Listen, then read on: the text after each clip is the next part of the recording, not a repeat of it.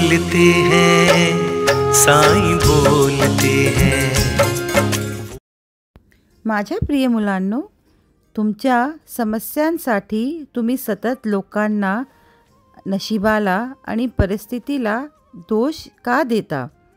किती दिवस स्वतःला तुम्ही बळी समजणार आणि किती दिवस तुम्ही तुमची शक्ती आत्मदयेत वाया घालवणार? फक्त तुमच्या स्वतःच्या वर्तनाचं तुम्ही बारीकीने निरीक्षण करा आणि तुमच्यात खोलवर रुजलेले जे आहे नमुने, म्हणजे ते सॅम्पलिंग तुम्हाला वारंवार सापडतील आणि हे तुम्ही स्वतः तुमच्या विश्वासाला प्रणालीमुळे तयार केले आहे.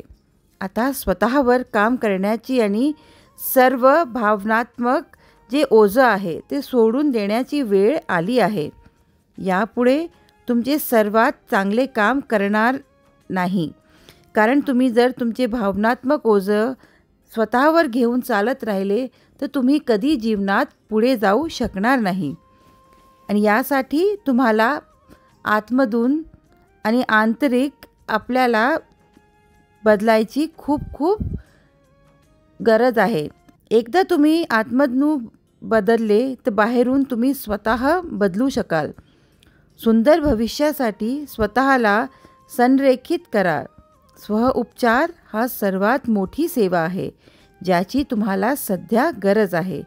मी तुम्हाला प्रत्येक टप्प्यावर मार्गदर्शन करीन. रोज निसर्गासोबत वेळ घालवा, पायी चाला आणि सगळ्या निसर्गाला नमस्कार करा. माझं तुमच्यावर खूप प्रेम आहे. आनंदी राहा आणि खूप हसत राहा. माझे आशीर्वाद सतत तुमच्या पाठीशी आहेत.